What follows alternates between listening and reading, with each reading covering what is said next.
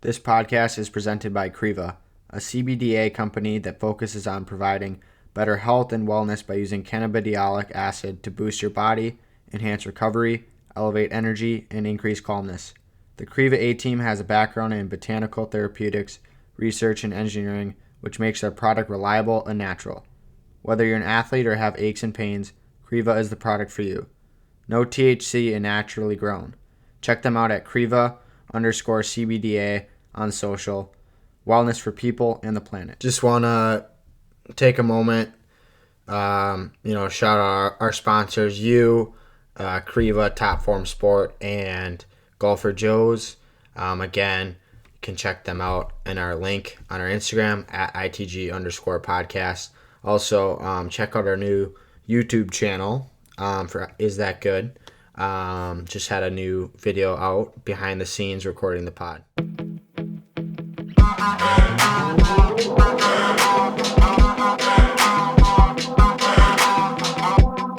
Good afternoon, America. Welcome back to Is That Good? Sports Talk with a couple of gingers.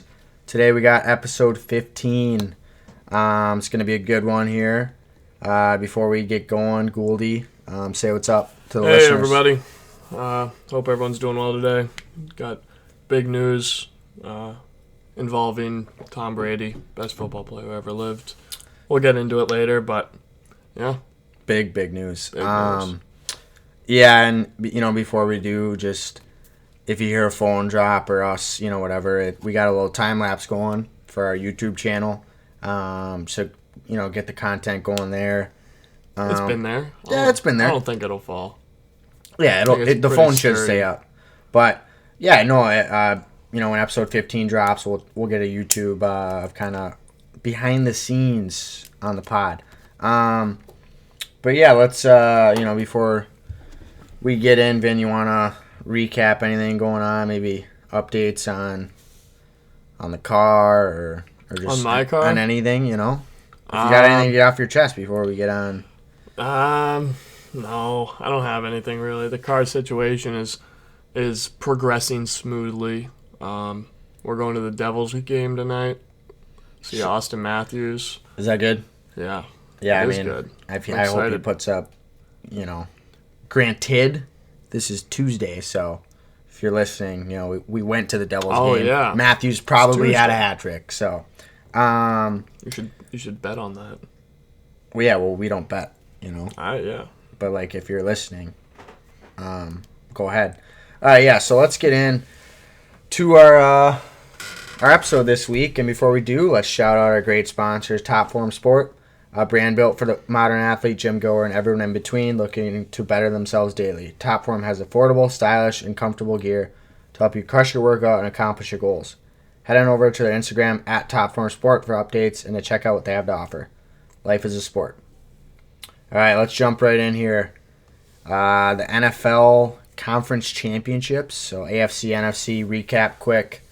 Vin, just kind of start us off, Bengals-Chiefs game. Yeah, I just wanted to say that Bengals-Chiefs game was very entertaining. We were watching the whole thing over at our teammate's house. Nice setup there. Watching Joe Burrow come back and watching after the coin flip into overtime, the Chiefs won the flip, and the whole fan section starts erupting like they just won the game. Joe Burr didn't have it. He didn't care about that. No. But it's just like after everyone's saying that they got to change the rules and everything, and then after the coin flip, the Chiefs are screaming like they won the game because everyone thought they won. Terrible drive, too, by Mahomes. Yeah, terrible. I mean, my whole thing on that game was it was kind of a tale of the two halves. So first half, you got Chiefs dominating, 21-10. Yeah. Should have been, I don't know if you watched at the end of the second there. They stopped Tyreek Hill from getting in the end zone there. I think that was, I remember watching that and saying to myself, this could be, if the Bengals come back, that'll be the play that, could have sealed the game. Yeah, that never was. It could have sealed the game. I mean, I think Mahomes, again, I think he got too cocky. I think he was, he already had 3 TDs, 200 yards in the first half, and I think he wanted to pad his stats. Absolutely. Andy Reid wanted the field goal, and Mahomes said, no, I want to stay out. and it backfired. I think that he got too confident, and again, I'm looking at my notes here, and the Bengals only allowed 3 points in the second half, and it was that little field goal to. Yeah, that's crazy. That's another thing is obviously Joe Burrow and the offense did so well, but that defense in the second half just stood on their heads, making plays left and right. So, oh yeah, like that's arguably the best offense in the league. The Chiefs, yeah, probably arguably, right there like, with the Bucs easily a top 5, and Rams, yeah, yeah. And the Bengals D just stood them up. I don't even know many players on that defense. No, I mean, when I look at too, I think everyone in the news and sports media has been like, Chiefs, shit the bed. But give like you said, give respect credit, to the Bengals D. Give that Bengals, that D coordinator, I forget his name, but he's done a great job with them. I mean, honestly though, Joe Burrow, I mean, the guy has a very, very subpar O-line. I mean, he's got Jamar Chase. Oh, yeah. But the guy he's something special. Ice in his veins. I think he's doing so well. Yeah, you see that thing he said about his diamonds? No. In the interview, someone's like, "Are those real?" Oh yeah. He's like, "I have too much money for these to be fake." I was like, I know. He's got drip though. But I mean, I just look at a guy like that, and granted, I said I've been saying granted a lot. You actually made me realize that I was saying it wrong all these years. But anyways, let's go. Mahomes, just here to help. Yeah, with my vocab. The QB next door was Patrick Mahomes. He's not playing Jimmy G. No. He took down Patrick Mahomes in Arrowhead. I mean, to me, this is the up and coming, next, like Brady. I mean, I don't want to. People were. Who said that? Someone tweeted saying Joe Burrow is the next Brady. Well, it's way too early for that. Yeah, I mean, obviously their careers paths are different. Brady's 7th round pick, Burrow's first. He's a Heisman winner. He won, the FBS, college football championship with LSU. But I just, like they did in the broadcast, the look in their eyes, like he's just not nervous under pressure. Like even in OT, the last 2 minutes, like that to me, and Mahomes kind of, like for a second there, he kind of had me like thinking he was a little nervous. Mm-hmm. If you watched, it just didn't seem like Mahomes was playing the second half. It seemed like a bot list. It was something about it where normally you feel within like the Chiefs playing like they know they're gonna win, and during that game there was just a feeling like, oh, these guys don't even believe in themselves. Oh yeah, like there's something there that they're just thinking, oh, hey, we might lose to this team, and then that's exactly what happened. Oh, yeah, and the score ended up being, obviously, an OT, 27-24 Bengals. I picked the Bengals, so pretty happy about that, and, I think, again, you always got to root for the underdogs. I mean, this team 2 years ago was the worst team in the NFL, and they had 2 wins, and now look at them. They're in the freaking Super Bowl. Yeah, so kudos to them. Mahomes finished with 250 yards, 2 TDs, 23 for 38. But yeah, no, and then, kind of moving into our second game here of, moving to the NFC. We got the Rams and 49ers. So that also was a great game. I mean, I think this just in general will go down as probably one of the most exciting playoffs in NFL history. How do you think so? Well, since the divisional round, every game's been one possession. Yeah. You know what I mean? They've been super entertaining.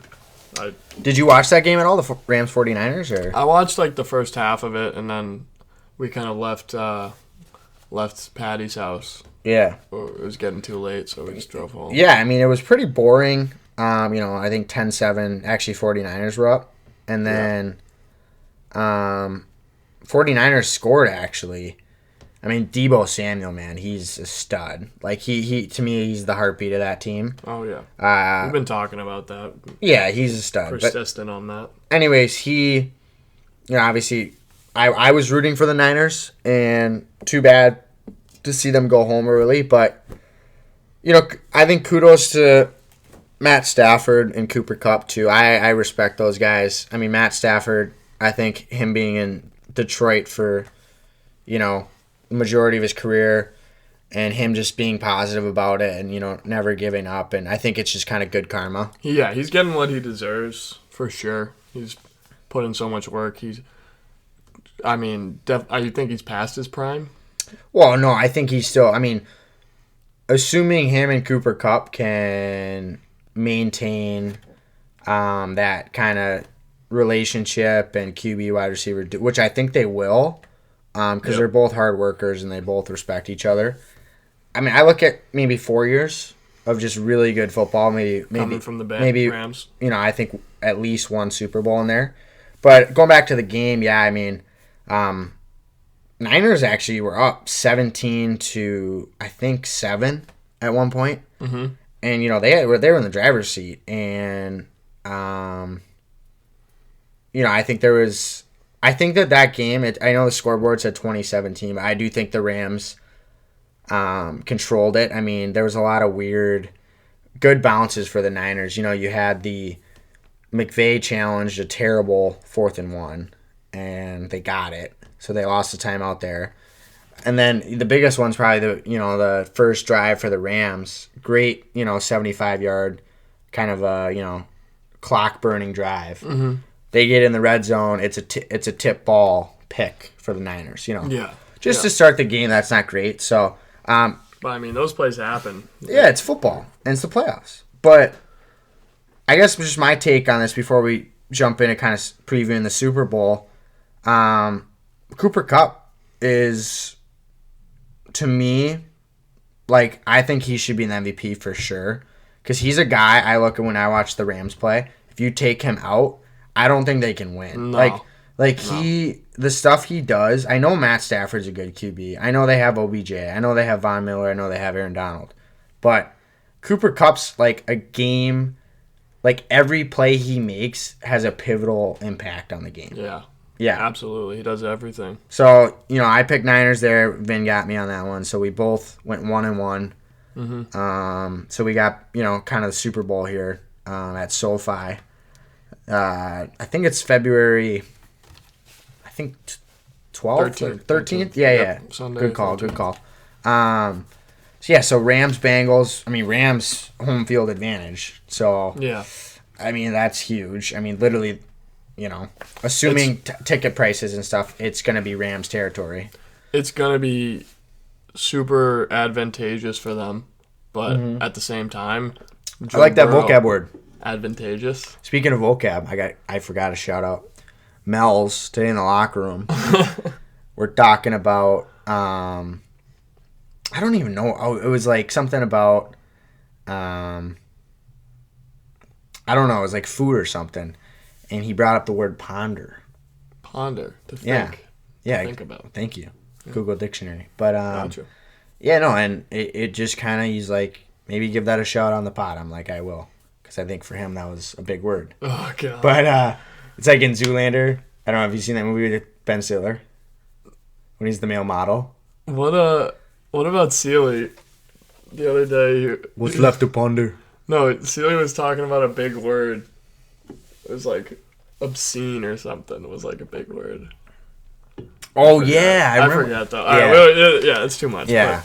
But, we a lot of big words on the team. Yeah. We have big vocab. They were not actually big words. We just think they are. Like the fact that Mel's was so proud of ponder. I know. I got a kick out of that. But yeah, no, what was I saying? We're talking about Super Bowl. Yeah, I was saying that advantageous. Yes, big word. It's advantageous for the Rams, having a home field advantage in the Super Bowl game. But Joe Burrow just went into Arrowhead and beat the Chiefs, which did you see the crowd at that game? I don't think wow. I don't think Electric. it gets much harder or much more of a home field advantage than that. No, well, and that's, I think they did the polls or whatever, loudest / hardest stadiums to play in. Arrowhead was one. Yeah. My buddy, shout out Elliot Cohen, he goes to Chiefs games quite a bit. He said you almost have to bring earbud, what are they called? Yeah, the cancelers. It's so loud. If you're older, you might have to turn the hearing aids up quite a bit. But no, I think that's a great point by you too, and I feel like he's got swagger right now. I Joe think Burrow. he almost like thrives off of that. Like Brady too. I think Brady's like that's why again too they like being the underdogs, you know, because on everything says this is an advantage Rams, you know. Yeah, but they're the better team. But flip the switch here. Bengals have allowed, to Bengals defense, they've only allowed under 300 yards in all their postseason games. That's very impressive. Combined? Or? Like, yeah. Like, Wow. that's, I mean, I look at that. I mean, they have 7 takeaways in 3 games. That's sick. Yeah, so that's something to keep like, I think my whole point there is I think everyone talks about Burrow, Chase, Bengals D, man. Their team together, it's not just because of their offense. That's what I was just saying. Yeah. Their team, even the kicker, has made every single shooter. kick. It's like the guy from Happy Gilmore. Yeah. McPherson, yeah. They call him Shooter McPherson. I saw they'd put a stat up, and he was Shooter. every single kick that he's had to take, he has went in the postseason. Oh, dude, It's been like 10 kicks. if you can have a kicker that's iced too. Yeah. Well, it's like, honestly, dude, I look at this. I was watching Man in the Arena the other day, Tom Brady, and we'll get into him later. You're But super inspired. oh Really. no, I was actually. It's ironic. I watched this Saturday night, and Brady's early years on the Pats. He's got kind of a younger coach, Belichick, ish. Youngish. Very defensive minded. He's got one of the best defenses in football when he came into. I don't know if you remember those defenses. Oh, yeah. They had McSorley or whatever, and Yep. all these other guys. I don't know if I'm saying that right, McCourty or McCourtney. Devin McCourty. No, this is back in his first win, 2002. Okay. He's got I think they're both kind of similar age, but I look at the Bengals, it's the same thing. O-line was great, or O-line was okay. Mm-hmm. Defense is really good. Very good. Younger-ish coach compared to some, and they're both kind of ice in the veins. So, and who's the guy who drilled all the field goals? McPherson. No, for the Pats. Remember Super Bowl? Vinatieri. Yeah, Adam. Again, Yep. he was younger back then, and he iced everything. Yeah. I think everything that I really compare the early Pats, the 2000 Pats, to this Bengals team. Okay. And people wrote them off too, bro. When they beat the Rams, oh my god, that's insane. I didn't even plan this. Randy Moss in 2000? No. Pats played the Rams Really? in 2002. I mean that actually I didn't even plan that. That's pretty interesting. That was when Kurt Warner was in his prime, and they were in Yeah. St. Louis. But dude, I'm telling you, the Bengals are the new Pats. Yeah. That's my. So take. you think the Bengals win? Oh, I'm against taking Rams? the Bengals for sure. I'm gonna have to take them too. I was hating on them a little bit the past couple weeks, but I don't know. Watching that Chiefs game just changed something. Yeah, I'm taking Bengals. I mean, granted, Cooper Kupp, he's the first wide receiver to have 2,000 yards regular and postseason. Mm-hmm. He's had 300 plus receiving yards in the playoffs. I just think, I don't know. I'm on the Bengals bandwagon. Everything points towards the Rams being at home and stuff and whatever.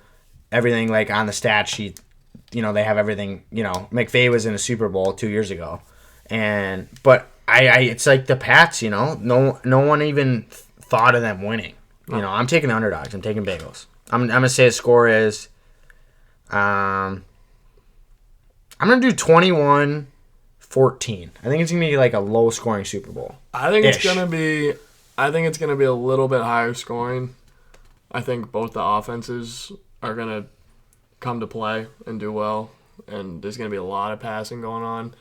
So I'm taking the Bengals also. I'm gonna say 31-28. All right. Bengals. Yeah. I was close though last week. I said 31-24 Bengals, but it was 27. But Yep. All right, let's move on to the news. That kind of wraps up our playoff for. Joe Burrow owns Patrick Mahomes now. He beat him twice this year. Yeah, that is true. Come on. Well, and before the news, one more thing. I feel like we got to talk about the halftime show. You got Eminem, Dr. the Dre, upcoming one, yeah. Mary J. Blige. I don't really know who that is. Snoop Dogg and Kendrick. That's gonna be fire. Oh yeah, I heard Kendrick might be playing a new song. Yeah, dude, they did the trailer though for it, and it was like intro to all them to like their hit songs. Mm-hmm. So I had like Dr. Dre, the piano, like Mm-hmm. how does it go?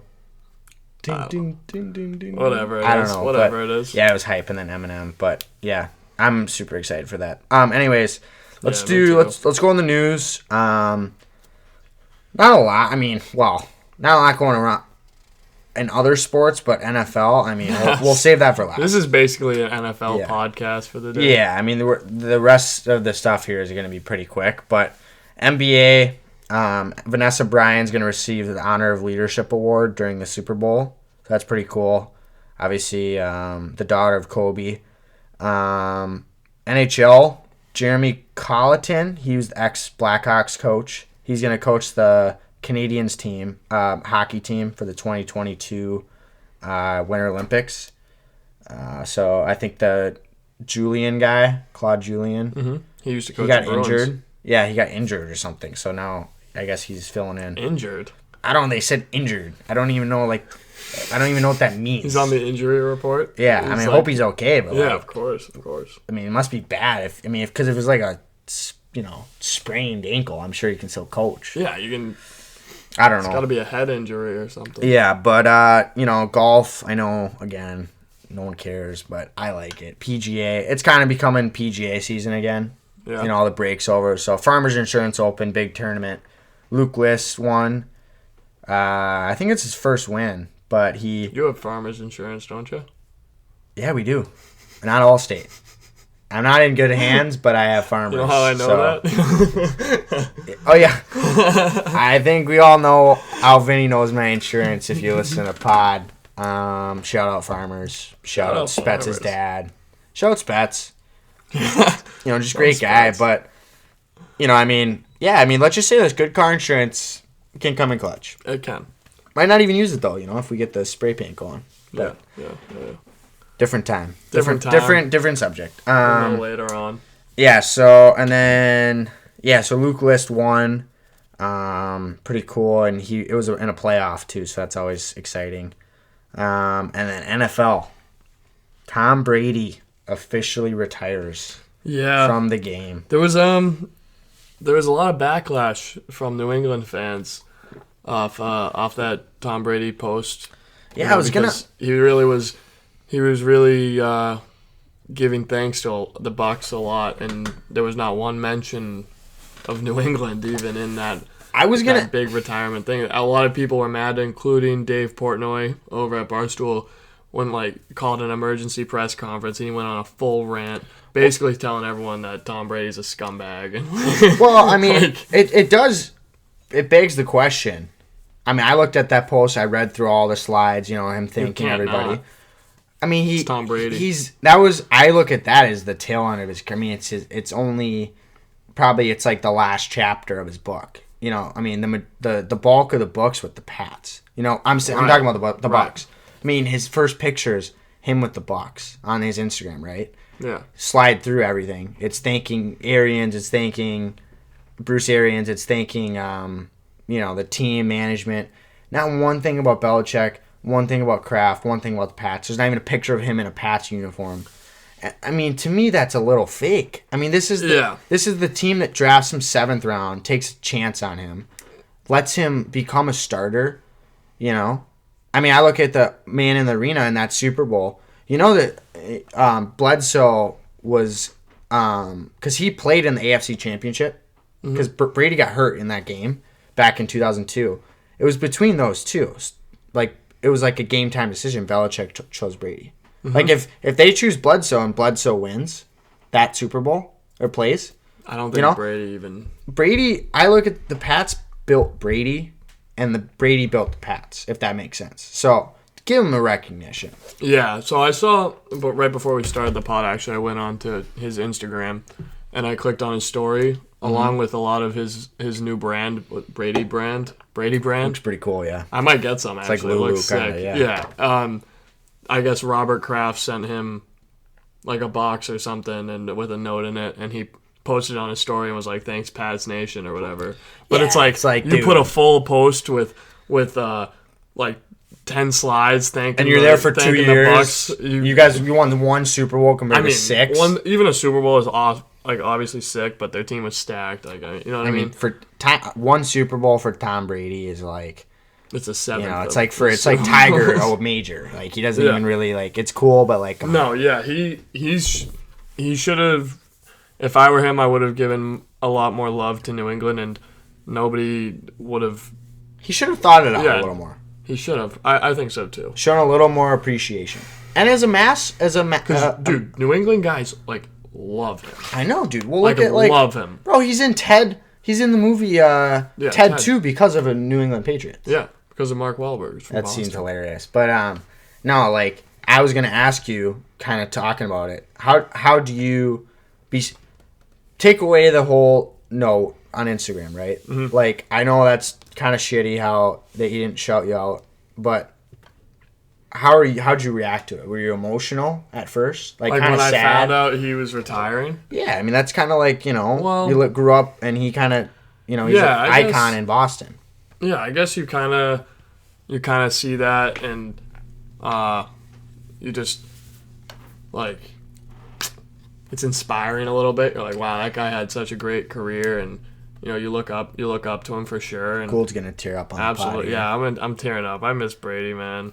He's awesome. Dude. I mean, it is like, yeah, no, I mean, you respect him. He's the best to ever do it, and you respect his career. But I mean, I didn't really. If he was retiring from the Pats this year, it'd be a different story, you know. But he already moved on from the Pats, and so that's that. It's almost like once he moved on, maybe him too, is like he had to just block that out because it was such a big chapter for him that maybe he just erased it, and it's kind of Bucks and then moving forward, you know, because that was his life for 18 years or 19 years, you know, and actually 20 years, right? Because he played 22 and he only was 22 years. Well, yeah, I mean, 7 Super Bowls. 10 conference titles, 35 playoff wins, 15 Pro Bowls, 3 MVPs, and he leads the NFL history in TD passes and passing yards. Vin, I'm going to let you do the honors. That's crazy. Give him a... Is that good, baby? That's pretty good, yeah, man. That's the last one for Tommy. Yeah. Is that good? I would have liked a little bit of a, you know, thanks, Pats Nation, so much for everything you've done for me. Maybe he's saving it. Maybe he's saving it. Maybe it's a whole separate thing, you know? Yeah, maybe he's doing a video. Obviously, you can't hate him. You can never hate Tom Brady. Dude, maybe he's saving like a huge video, you know, like of him saying like he's got his Pats jersey on. I doubt he will. Comes back out of retirement. Yeah, he's the D coordinator, not even the offensive coordinator for the Pats. Well, dude, they lost their old coordinator though. Really? Yeah, you guys lost him. Can you imagine Brady? He would never do that. Brady's so Brady's gonna be that type of guy. Like, we don't want to spend too much on it, but like he's the type of guy where once he retires, he disappears. Yeah, like he'll do his companies, but like he's not gonna be like a Charles Barkley who comes on like TNT, you know. No, I feel like he's so dead set on the one place I could see him like making an appearance on is, you know, the Manning brothers, how they do those. Like they kind of, I feel like that's one where they would have him on because like I feel like he was kind of. I don't know if he was buddies with them, but he played against them forever. Well, no, they'll keep that the brothers, but I know what you mean that route of like maybe his own show. I just think he's gonna be the guy. No, he's not gonna have his own show. No, I know you're talking about the Manning on Monday Night Football. Yeah, but they're gonna keep that between the brothers because that's kind of what makes it. No, I'm saying he'll just make an appearance. Like, okay, that's the max he'll do. I don't think he's a family man. It's family, golf, and just staying in shape. And Costa Rica. The best to ever do it. Yeah. That's the end of the story. Well, you know, respect to Tom. Yeah. He's in the rafters for sure.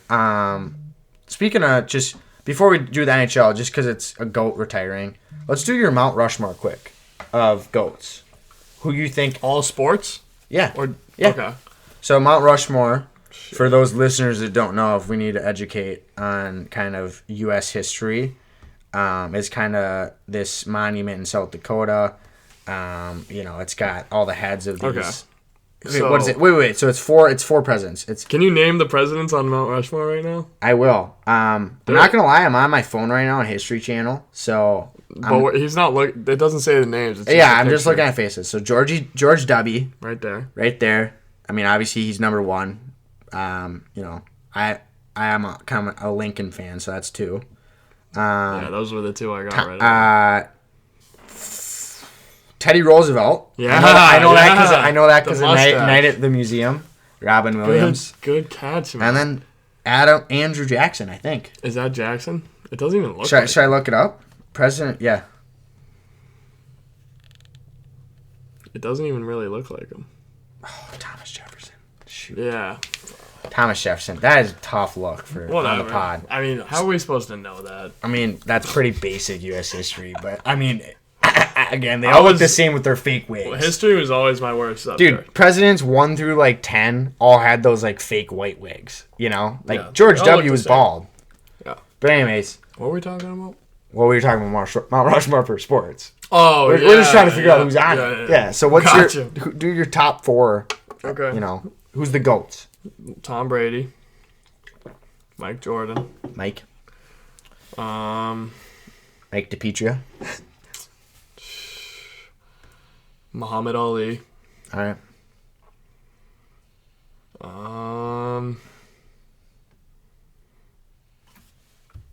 I can't think of. I gotta do a hockey guy, right? Well, no, you can do anyone, dude. No, but I mean, we're hockey players. I feel like you kind of gotta. I mean, well, if it's hockey, there's only one. It's just Gretzky. Yeah, I mean, dude, if you put anyone besides Gretzky at this point, Yeah. So there's my 4 for you. What are you gonna say, Gordie Howe? No, mine are. Ovi. I gotta say this: Tiger Woods. Okay. Yeah, he could go there. Michael Jordan. No, I don't want to hear any of his LeBron James comparison. Tom Brady, for sure. Tom Brady now. Well, he kind of always was, but he's retired, so it makes it special. And Wayne Gretzky. So kind of cliche, But I think Muhammad Ali, I think's a really good one. I think because people forget about that because it was long ago. Yeah. But yeah, that's good. So yeah, that's our Mount Rushmore. Is that good? Of GOATs. So let's jump from the news. Vin, you got NHL, and then we'll move on. I mean, it's just pretty quick. We'll go over the standings first. Atlantic Division, we got the Panthers with 69. Metropolitan, we got the Canes with 64. I think the Rangers are right behind them. Central Division, Avs with 67. And the Pacific, we have the... Oh, shoot, I didn't even write it down. That's fine. Who leads the Pacific, though? The Knights. Right? Oh, Knights. Yeah, it was Knights. I only know that because of the Wild. I'm positive. Yeah. Knights with 55 points. And then, along with that, we have the All-Star skills competition in the game coming up. Yeah, I saw that. So basically what they're doing is, since it's taking place in Las Vegas, they're kind of doing a Vegas-themed skills competition, it's kind of new and cool. They're doing, the fountain face-off. Yeah, so that one, what's the fountain called outside there? You said it earlier. What's the Bellagio? Bellagio, right? Yeah. So basically, the players have to take a boat over to this little platform in the middle of it, and they shoot at different targets. Yeah, it's 5 targets, and they gotta shoot into them. Yeah, it's pretty cool. It's designed the whole. And I think the things match up, sync with the colors and stuff. Yeah. The fountains. And the other one is you shoot the puck at a. There's this big board, and it's got all these basically cards on it. You're playing blackjack. You're playing blackjack, and you try to get 21. So, 2 cool new additions to the skills competition, kind of bringing some more people, more viewers to watch it, and yeah, it'll be nice. And I saw it too, just to add on that, the breakaway challenge. They always like to invite some. Oh, did he just? Okay, so Tom Brady just tweeted. Thank you, Pats Nation. I'm beyond grateful. But that's it. All. Yeah. He didn't give a full on, right? That was the same. So basically, he commented on a post. Interruption. Sorry. Yeah. Sorry about this. Sorry. So Sealy's from Cody Sealy. Sealy's back here. We're reporting live. That's awesome. We just switched subjects. Yeah. I don't even know what's going on. Yeah, so he just kind of thanked Pats Nation, but I don't know. To be honest with you, that's still not enough. I could have wrote that in 5 seconds. Yeah, like, I know. Like, obviously, you hope he means it the way he says it, but you don't know. Yeah. So, thank you, Cody. Yep. Of course. Always here Reporting live. What were we talking about the NHL. Yeah. I was talking about for the Breakaway Challenge, they always like to invite special guests. So this year, Zegras is coming. Yeah. That'll be sick. Didn't he saw the Michigan? Oh, did you see him do the Michigan against the Canadians? Oh, dude, yeah. It was a straight up 100%. He was full speed. He wasn't even stopped behind the net. So sick. Like, how do you do that? He was he was full speed. He went from the top of the circle down and like full on did it. Yeah. You couldn't even think about it. Nah, dude. I can barely do it. I mean, you saw the U content sheet. Yeah, I had the U wax on, which how do you mess with that? I know. I mean, you did it easy, but I did it in just 2 goes to show how seconds. bad my Michigan is.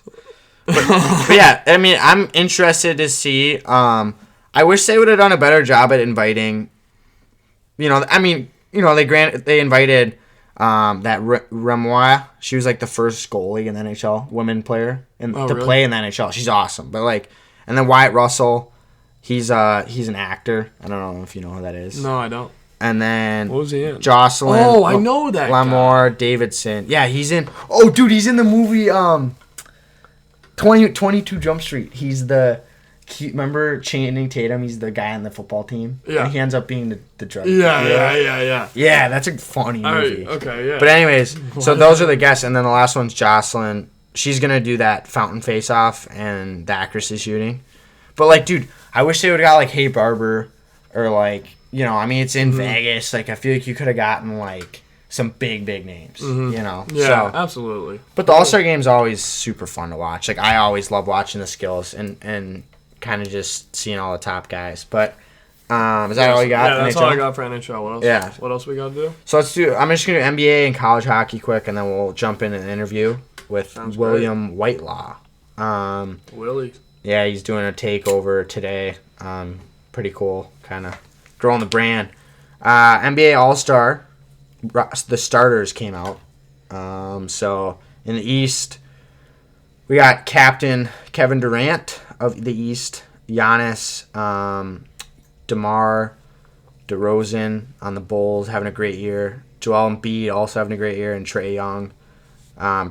Loaded team. And then the West, LeBron's captain, Curry, Jokic, Morant, and then Wiggins. So that was a little surprising, Wiggins. But I look at the East; those starters are whoa. I think that they'll probably win that. So that's February 18th to the 20th. We'll keep you up to date on that. Kind of the rest of the rosters, how they pan out. Let's do college hockey here, and then we'll kind of move it in the interview. Obviously, got to talk about our sponsors, you. But college hockey quick. So rankings and then kind of games for the week. Michigan's 1. They moved up 3 spots. Mankato's 2. They stayed at 2. QPAC dropped out of the top 5. Denver's 3. Also stayed. Western Michigan's 5th. So they moved up, 4th. And they were 5th, so they moved up 1. And then St. Cloud moved up 6 spots. So they're 5th now. They were 11th last week, so I think they swept Nodak. But, yeah, so kind of just the games this week. I guess kind of game of the week. Denver, St. Cloud, both, top 5 teams, 3 and 5. So, going to be a pretty epic battle there. I'm gonna take St. Cloud. I think they're rolling. And then Wisco. Sorry, if you hear the creaks, it's Cody Seeley in the back. We've made it to the end. Yeah, he's kind of getting antsy, want to get out of here. But we're going to go see the Devs game tonight. Wisco. Oh, yeah, we're going to the Devs game. Shout out Devs. But speaking of the huge Devils fan, I got to give her a shout out because I was going to do this. Jess, I got to say sorry.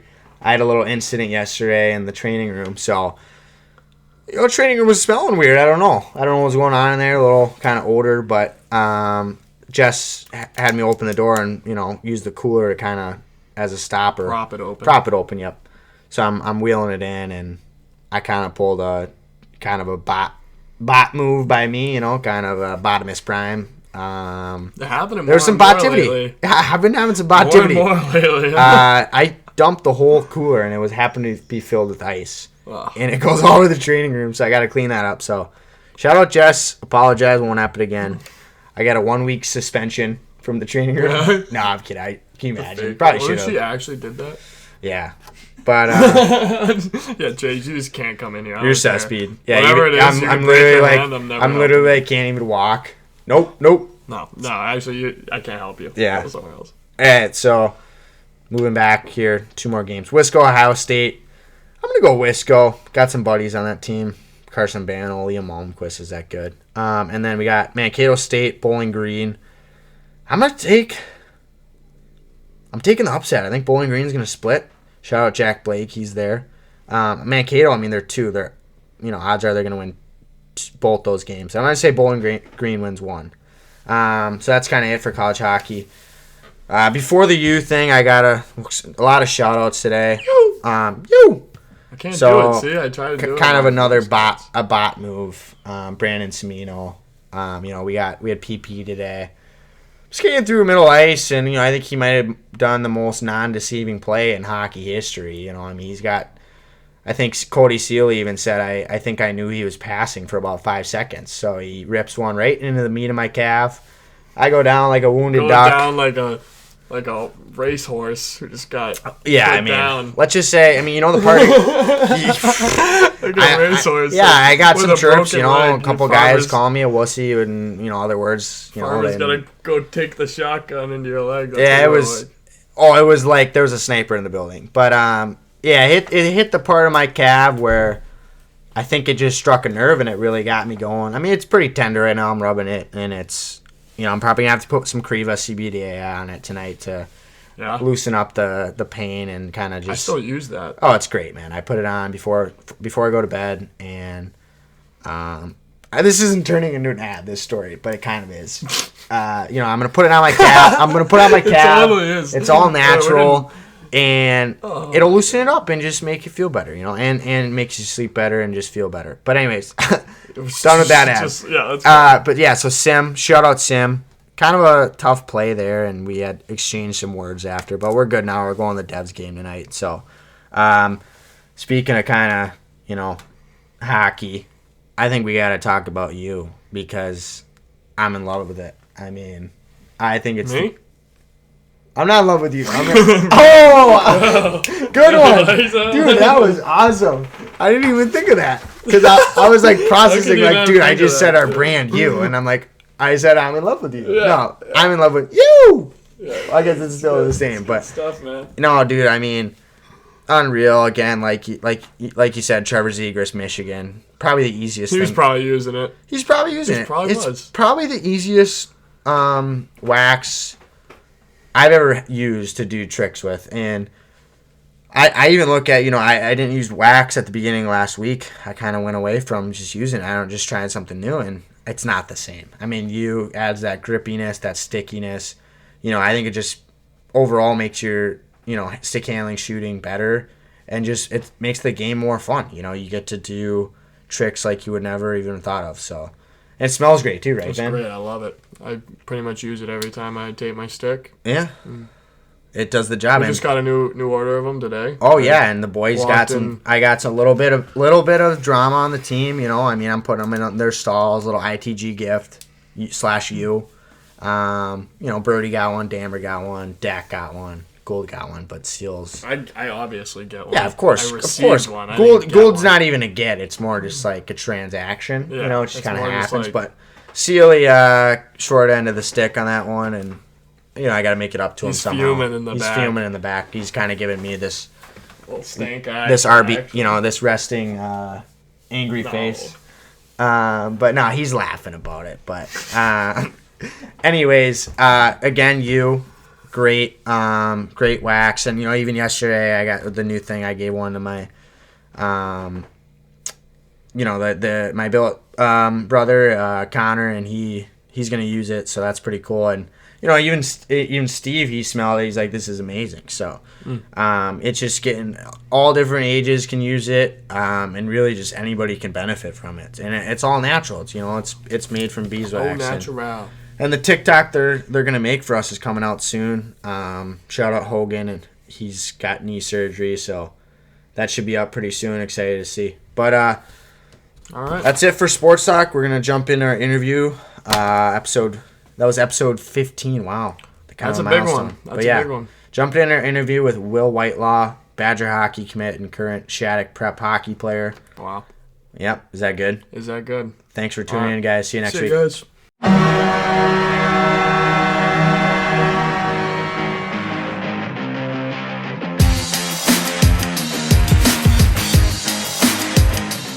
Welcome to today's interview of Is That Good? Today we have two Shattuck studs, MACK CELEBRINI and Will Whitelaw. Boys, welcome to the pod. Thank you. Thank you. Yeah, so, obviously, me and Whitty, go back to the Shattuck days. He was a freshman when I was a senior. Obviously, we've trained with Avi at Pass Hockey. Shout out Avi. Good stuff he's got there. So we've kind of skated together a couple times, but let's just kind of jump right in here. Whitty, you can start, I guess. Give a little background about yourself and kind of where you started playing the game. Yeah, so obviously I grew up in Minnesota, grew up in Rosemont, and fell in love with the game then. Obviously, hockey's a big sport in Minnesota, and a lot of kids play it, so it was easy for me to kind of get into it. And my parents used to take me to open skates at Inver Grove Heights down the road for me, so that was where my love and passion really grew for the game, is like the open skates and being able to skate on ponds and stuff with my friends. Yeah, no, 100%. Minnesota, again, kind of state of hockey and great place to grow up playing the game. Mac, you're from Vancouver. Talk about yourself and kind of where you started playing. So I started playing in a club called Rushmore Club. It was like 2 minutes from my house, and I used to walk down every day and live at that rink, just get food there, which was pretty awesome until I moved to San Jose. Yeah, no, obviously, I guess Canada and Minnesota, two hockey factories, and, another hockey factory is Shattuck. So let's talk about, you guys had different paths for recruiting, but talk about your recruitment to Shattuck. Kind of what made you decide to go there? I guess, Whitty, you can start. Yeah, so obviously grew up in Minnesota. You obviously know what Shattuck is. It's the hockey factory down here, and high school hockey's a big thing, but Shattuck's a little bigger if you want to really develop your game. And so I went to summer camp here. I grew up playing Rosemont hockey my whole life, but then I went to a summer camp here over the summer of my second year Pee Wee, like the year before that started, and then I loved it. And then as that season approached, I went to try out after my season was over, and then I made the Bantam team as an underager, so that was good. That's how I first came here. Yeah, no, and then obviously, being from Minnesota, I guess I can just kind of relay that. Myself, there's a pressure, the state tournament, the hype, high school hockey. Was that ever a factor for you deciding to come to Shattuck or staying in high school? Yeah, obviously that's a big thing. Like the state tournament, like many people have been successful in playing high school hockey. Like Casey Middlestead, obviously he went in the top 10 in his draft, and he's a really good hockey player, and he played high school hockey. But at the end of the day, I thought that Shattuck would be the best for my development, as it's literally the hockey factory here. Like kids come out of here like crazy, and it's a good spot to develop and train. And there's really nothing better than that in Minnesota than Shattuck. Yeah, no, I can attest that. I think for sure you have every resource to get better. Mac, let's kind of move into your recruitment for Shattuck.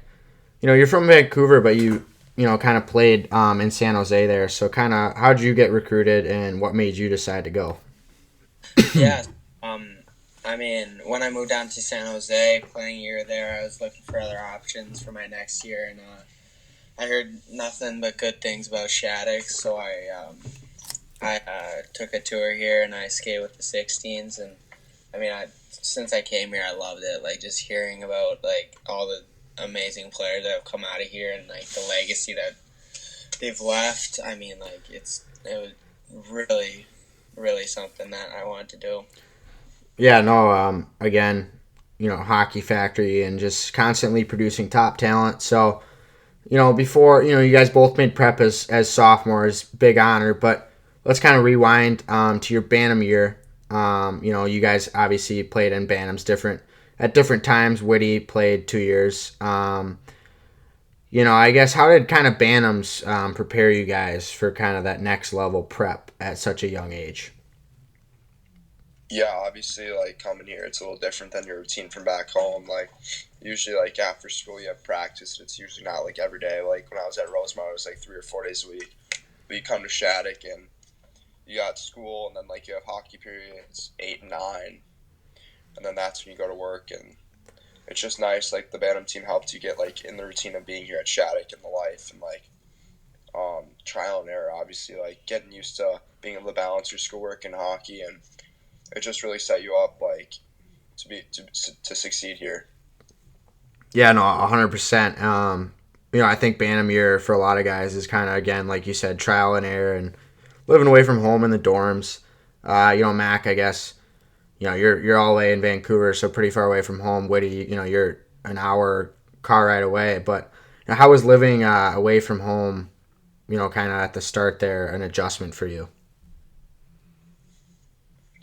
Yeah, it was obviously like a little different because like obviously like I was young. I was like 12 years old, and moving away from home. Like obviously like you're not very mature then, so it's kind of growing up a little bit. Like being able to do stuff on your own and for yourself obviously is a huge thing. That's what Shattuck helps you do, is learn valuable life skills too while you're here. So I think that's like one key piece that helped me is just growing up.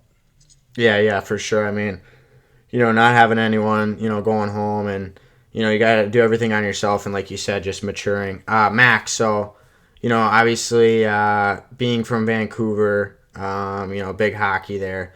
But, I guess moving all the way to Minnesota, did you kind of know anyone coming in your Bantam year, or were you kind of just, had to start all over again? I mean, yeah, like before our Bantam year started, I started talking to like Cole and Ian Park and Drake Murray. Like we were talking a little bit, and obviously I played against Aiden and Drake way before that, and like while we were growing up, so I kind of knew them. But it was kind of this fresh start because I didn't know many kids, and it was just like a whole new environment. Yeah, and then, you mentioned Park, Cole. That team you're on, that Bantam team last year, could go down, obviously you guys are still all young, but could go down as one of the more dominant and, all-time Bantam teams at Shattuck. You got yourself, Cole Iserman, Aiden Park, Brody Zemer. You guys all had 100-plus points last year. Yourself, 141. Is that good?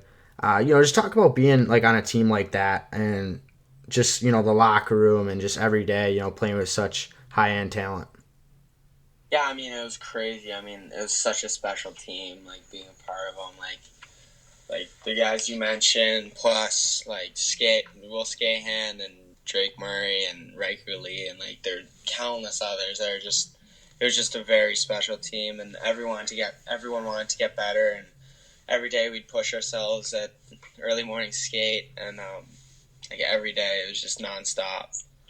Yeah, no, and you ended up winning it all, too. That's a nice cherry on top there.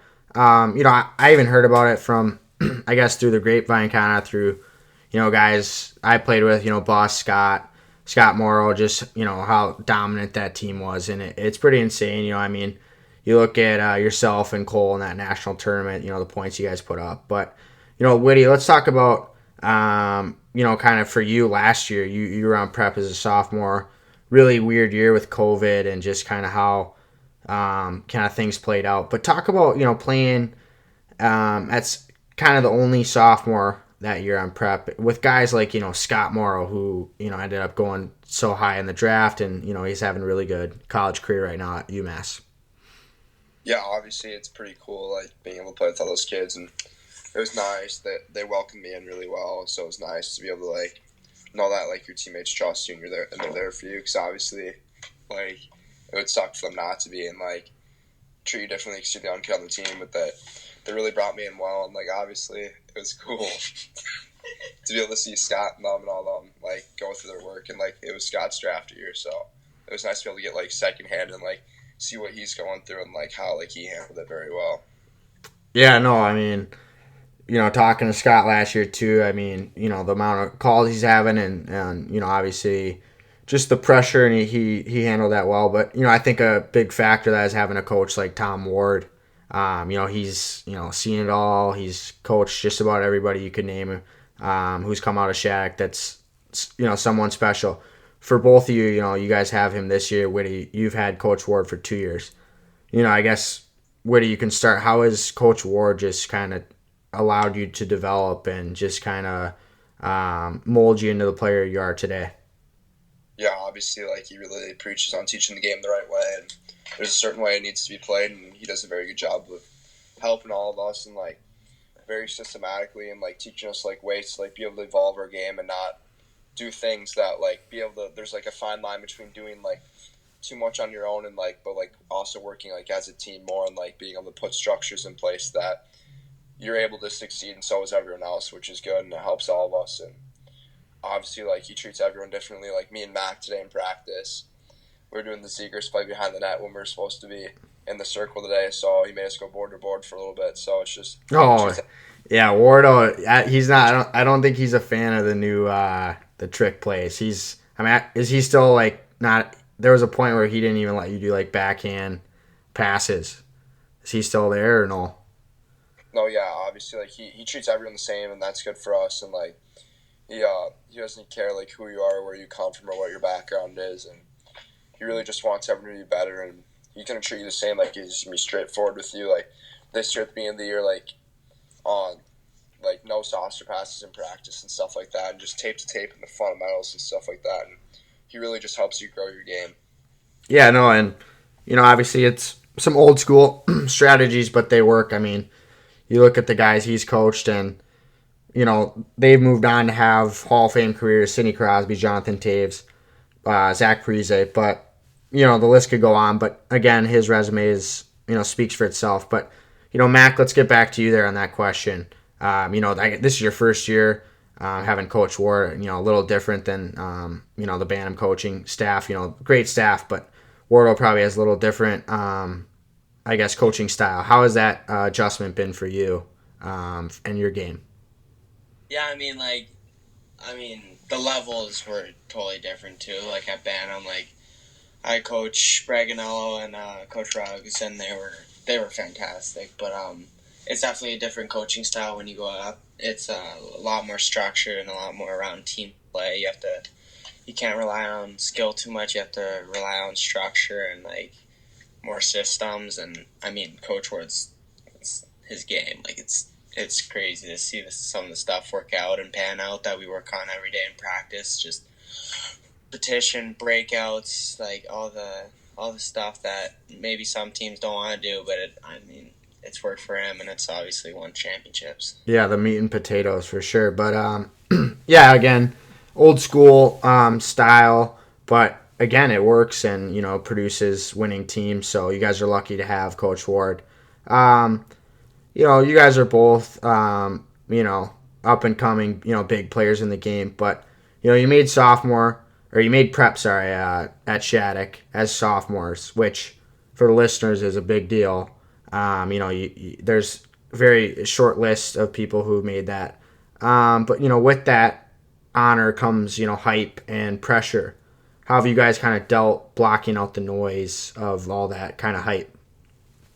Yeah, obviously at first it's super cool. Like, you're getting texts from everyone, like, yeah, congratulations, like, that's a big deal and stuff like that. Like, and it is too. And like, at the end of the day, you just made a hockey team, and it doesn't matter that you made it. It's what you do with it. So one of the parts is like, you still got to go to the rink every day and put in the work. It's no different than being on the 16s team, but you just gotta, or the 15s, you just gotta go in every day with the same mentality that you want to get better, and just block out the outside noise and just put your head down and go to work every day.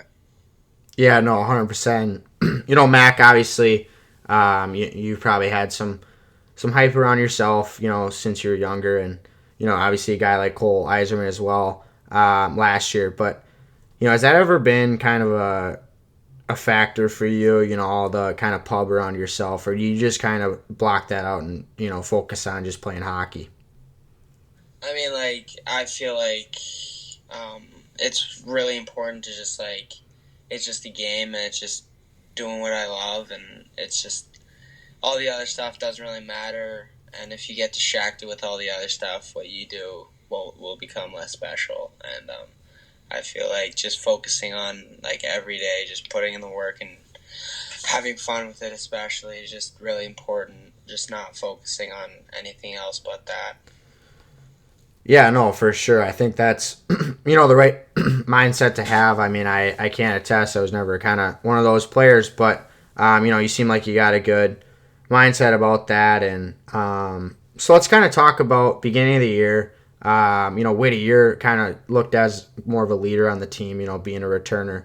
Kind of what was your kind of goal going into the season? Obviously, besides winning, but for yourself and just overall your game. Obviously, yeah, like winning's huge. Like that's the main reason why we come here is to win national championships. That's the goal and all. But obviously, like while you're still here, you're still gonna develop life skills and friendships and stuff like that. But the main reason why I came back another year was to grow my game and fix the areas that I needed work. And I know Coach Ward that was gonna help me do that. So that was a big thing for me coming back because I just wanted to grow my game and become a better hockey player. Yeah, no. Again, I think kids these days think they have to leave, sooner than later. And I look at a guy like Scott Morrow. He didn't even really play juniors, and again, he's a special player. But I mean, he just got National Rookie of the Month, and that didn't seem to be a factor. So I think again, you made the right decision. Just keep developing every day and having a guy like Wardo. But Mac, your first year on prep here. Obviously dominated Bantams, but was that transition, difficult for you, or was it smooth? Just talk about that jump from Bantams to playing prep in Elite League right away. I mean, like I said before, it's a completely different level. Like just like the pace of the game, and the speed, and the physicality, just everything about it. Just it's another level, and I mean, they're just two completely different games, and it definitely took some getting used to, and just like getting used to like the pace and the flow of the game, and figuring out like what I can do and what I can't do. But I feel like it went as smooth as possible, but I feel like there's no perfect transition from that level. Yeah, no. Again, there's bumps in the road. I look at a guy like Maddox Fleming. He's on the pod last week, and he was a sophomore when I was a senior on prep, and his first couple of games, were again kind of learning curves, but he fit right in right after that. So let's kind of move more into typical kind of day for you guys. Obviously, I kind of know what that's like being there, going there, but for the listeners, let's talk about kind of a typical weekday. At Shattuck, what are you guys doing? Classes, hockey, workouts. One of you guys can go. Yeah, so obviously, like we most days we get up and we skate in the morning, and then after that we go eat breakfast. We go to school. We have like 7 periods a day we go to. So we go through like first through, and then we have lunch like 4th or 5th, and then we all end up back at the rink together 8 and 9. Then we practice with each other, and then after that most days we go and work out as a team. If we don't have a team workout, like 99% of our team goes up on their own and works out in the gym anyways. So, and then after that we just go to dining hall and study and just repeat the same thing like almost every day. Yeah, no. Who's the 1% that doesn't show up? Got it. No, I'm kidding. You don't want to ISO him on the pod, but no, I know what you mean. Yeah, again, like being from a Shattuck alum myself, you're pretty busy and you're always skating and working out. But I guess let's talk more. Whitty, you touched on that pretty good. Let's talk about your guys' line. So it's you two and Cole Iserman, and I've been looking on EP, and you guys have been just tearing it up this year. Did that kind of form right away, or was there a couple kind of experiments and then you guys found each other? Or when did that start, the line?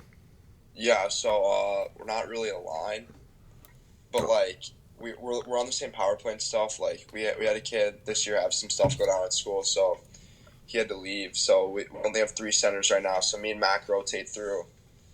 We're 2 of the 3 centers, so we rotate through and play with all those guys. Then Mac, you can take the second half. Yeah, I mean, like, there's no set line, so it's kind of hard to say. But I mean, we both get to play with guys quite a bit, and I mean, we love playing with him. He's a great player to play with. I mean, all over the ice, he competes hard, and it's just a great teammate to have. Yeah, and sometimes if we're lucky, coach will put us out there's line, and we'll be for sure to put one in. Yeah, you guys buzzed it up. Yeah, no, my bad. I didn't. I just looked on EP and looking at numbers. It looked like you guys were playing together, but I did not know the three centers there. But yeah, no. Again, your team this year. You guys just won McPherson. That tournament's unreal. Our Shattuck senior team won that year too, so pretty cool. Let's kind of move into more. I guess post Shattuck, let's start with Whitty. You made Five Nations. You had a good sophomore prep year, so obviously schools are knocking on the door. Let's talk about your recruitment. Kind of when did that start, and when did you kind of decide upon Wisconsin? Yeah, obviously, so making the prep team as a double underager is a big thing. So a lot of schools are starting to show interest right when they can. There's a new rule now that gets in place, so they can't talk to you till January 1st. So obviously that changed things a little. Like a bunch of teams start reaching out then, but kind of take the process slow. Like dip your toes in everywhere. Kind of like listen to what everyone has to say and kind of feed around of like just getting closer interactions with the coaches and stuff, and just trying to see like what's different about each school. And I took my time with it. Like the first time you commit was August 1st, and I like waited a little bit. Still wanted to see my options, and then like I went on a couple visits. I went to like BU and a couple other UMD and like some other places around and some out east schools, and I went to Wisconsin, and it just felt like home for me. I went there twice. I took an unofficial, and then and then after Five Nations, I kind of narrowed it down and was deciding between like BU, BC, Wisconsin, Duluth, and then Yeah, good option. Good options to have there. But I was just gonna ask. Sorry to interrupt, but I saw on your Instagram. I know your favorite player is Cole Caulfield, but on that visit, did you get to meet Cole? Yeah, I did. So both of mine I did actually. The first one, my unofficial, he met me there at the Cole Center, and I went out to with him and Coach Canado and the staff, so that was pretty cool. And then after I committed, I took an official visit, and he was there too, so I hung out with him again. And roamed Sean a lot too, so that was really good getting to know both of them. Yeah, no, that's unreal. And obviously Wisco's a great program, education and hockey, and you'll love it there. Mac, let's kind of jump ship a little bit. Kind of different question here for you. I've seen Whitty play, live, kind of know his game, but tell the listeners, how would you describe your game? And just kind of, if you have an NHL player comparison, who do you think that is? I mean, I don't really know who my player comparison is. I mean, like, I try to be my own player, but I try to take things from different players and just implement them into my game. I feel like I try to make plays, and I mean, this is a tough question for me because I mean, I don't know like how to describe myself. Hey, you're still young, you're finding your identity. But I mean, obviously you're a point guy, but do you try to focus on being a 200-foot guy, or kind of what's your you're a centerman, so that's probably a big area of your game, no? Yeah, definitely. Like just 200-foot player who just like I just really try to take care of the D zone and make sure that like when I'm out there that obviously defense isn't a problem, and like I can do whatever I can to help the defensive side of the game, and then when it turns the offense, just to try to make plays and create as much as I can, and obviously try to score some goals. Yeah, always fun scoring. I guess kind of going back to Whitty here, so obviously he committed to Wisconsin in the fall this year, and then you had a little USHL stunt there in Youngstown. You got to play with Youngstown. You went first overall in the USHL draft last year. Is that good? How were playing those games? Obviously again kind of as a young player in the USHL. Yeah, obviously it's a hard league and a lot of good players playing it. And that's one thing that Shattuck really helps with is the jump wasn't very hard when I went in and played in my couple of games. Is the speed was a little faster and obviously the guys were a little stronger, but it was good to adapt and like playing with. I got set up with some really good kids to play with, so that helped a lot.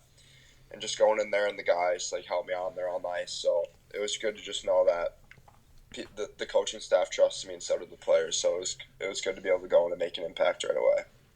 Yeah, no, for sure. And like you said, Shattuck prepares you for the next level. I guess both of you can answer this separately. How do you guys feel so far? Shattuck's kind of developed you into the players you are today. Whether it's the weight room, in the classes or on the ice. I mean, for me, I'll answer first. I feel like just like showing that like there's this. I mean, Shattuck. Anytime you want, you're able to go in the weight room or hop on the ice in the mornings or after practice or before practice, and I feel like that's really special to learn. Just like any chance you get, try to get better. Like whether it's shooting outside in freezing cold or just like trying to hop on the ice. Like it's a really important skill to learn, and I feel like Shattuck helped me learn that. Yeah, no. Again, like you said, unlimited access to everything you need. There's no excuses, and you have everything at your fingertips. Whitty, how about you, man? How you being a year older, kind of juniors in college on the horizon. How do you think it's preparing you for that next level? Yeah, obviously like Shattuck's huge and a bunch of players come through it, but I think honestly like being able to battle against the best kids every day of your age group is obviously a huge help. Like knowing that every day that those kids have the same goal as you and they all want to go to the NHL and play college hockey is obviously a great thing. And like being able to use the workout room whenever you want and being able to skate whenever you want is obviously a huge help. And like honestly like the games we play, because every time we play a team we know we're getting the best out of them because it's their Stanley Cup and they want to win. 100%, yeah. A huge deal to beat Shattuck, and it's just good knowing that you're going to get the hardest competition you possibly can every night because they want to win just as bad as like you do. Yeah, no, I mean, I think you touched on it great. Again, when I was there, they preached that, you're getting, you may think, you're playing a team that you should beat, 5 rip or whatever more. But, again, they're bringing out their best and every night, and it's always a dogfight. I guess kind of let's wrap up here and then about Shattuck, and then we'll jump into something else called Fire Crotch, which is like a 10 question rapid fire. But what's kind of the I guess mantra, or kind of what's the message on the team? Do you guys have like a certain, obviously winning at the end of the year, but what do you guys are focusing on? Whether it's your guys' game or is there kind of a certain mindset in the locker room this year? I mean, Coach Ward, he's big on big team, little me, which means just like putting the team first no matter what. Like every action, every play you make, every decision you make, it's all about the team and like your personal values and your personal everything personal doesn't matter, and if it doesn't help the team. Yeah, for sure. I even he coached us there when Coach Ben was having his first kid, or his wife was, so we got to experience Wardo, and again I remember him preaching that. I think Mack, you touched on that good. Let's I forgot to mention just kind of one thing here. The balance again with school and hockey. Whitty, you can kind of touch on this. How do you kind of balance living away from home, and again you're skating all the time, you're busy, but kind of doing well in the classroom as well. Yeah, obviously like Bannermere is more of a trial and error year. Like obviously I came in, I was in 8th grade, I was small, I was 5'1", like 95 pounds, and I was a little immature and stuff like that. And obviously like you got to learn to be able to balance school and stuff like that. Be able to balance school, like knowing when like you should be able to do, when you should settle down and do homework, or when you should go out and play and stuff like that. That's a huge thing that we learn here, is being able to balance our time and what we're doing stuff. And to make us most effective on the ice and in the classroom. Yeah, no, again, I think you touched on that great. So, yeah, I think you guys, obviously we kind of went through everything. And, I think, again, Shattuck's a great program. You guys are lighting up this year and, rooting for you guys down the stretch. So let's get into and kind of end with, it's called Fire Crotch. So we do like a 10-question rapid fire. Normally we only have one guest, but, we got two of you today. So we'll just switch off on the questions. I say rapid fire, but it really isn't. Just so, take your time with them, have fun. So let's get going here. Who wants to start? I'll start. All right, Max got it. Let's get into Fire Crotch here. All right, favorite song? Ooh, Wit's got me into After Hours. After Hours, okay. All right, Wit. Who's got Ox in the room? Ooh, that's a good question. Right now, probably Ian Spencer because he loves the Thunderstruck and it gets the boys going. Thunderstruck, nice. That's Dom Foglia used to play that one. Shout out Dom. All right, let's back to you, Mac. Who's your celebrity crush? Ooh, that's a good one. Man, you hit me with a good one. Ariana Grande. Oh yeah, that's love her music. Yep, it's a good one. Wit. Let's do. Besides hockey, who's like your favorite athlete? Ooh, probably Kobe Bryant, but yeah, rest in peace, Gold. But yeah, no, again, Mamba, GOAT. Mac, if let's go with what's your hardest class? Hardest class. I'm not very good at like Spanish, so I'd say Spanish. That's the struggle for me. Do you got are you with Mr. Dilworth yet or no? Oh, Miss Mendoza, Spanish too. Oh, nice, yeah. Well, Spanish 3. Well, assuming you stay, but Senor Dilworth, unreal class. Wait, I don't know have you had Spanish yet or no? No, I take sign language with Miss Casper. Oh, nice. Yeah, no, Mr. Dilworth, shout out, unreal guy. All right, back to around Wit, right? Pretty kind of a toss up. Favorite movie? Ooh, probably Miracle. Miracle, yeah, we get that one a lot. All right, Mac, if you didn't play hockey, what sport would you play? What sport would you want to play?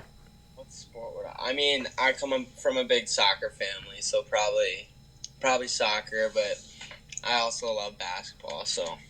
Okay. Well, I'm gonna add another side question: Messi or Ronaldo? Messi. Okay, yeah, I'm with you on that one. All right, Wit. All right, kind of a toss up. Are you TikTok or Instagram? What's your go-to? Instagram for sure. You're not a talk guy? A little bit, not really. I just like to look on Instagram more and see what my buds are posting and stuff. All right, we got two more questions. One for Mac and then one for Wit. Mac, white tape or black tape? White for sure, not a question. All right, are we doing wax or no wax? No wax. Yeah, pock the bottom. That's it. All right, well, check out our friends at You might like their wax. It's pretty good. Or one of our sponsors. But anyways, could send you a bar. All right, Wit. Last question. What are we gonna end with? Favorite food? Probably steak. Steak? Yeah. All right, yeah, it's pretty basic, but a good one. So yeah, that wraps up our interview today on Is That Good with Will Whitelaw and Mac Celebrini. Boys, thanks for coming on. Thanks for so much. having us. Yeah. Appreciate it. See you, boys.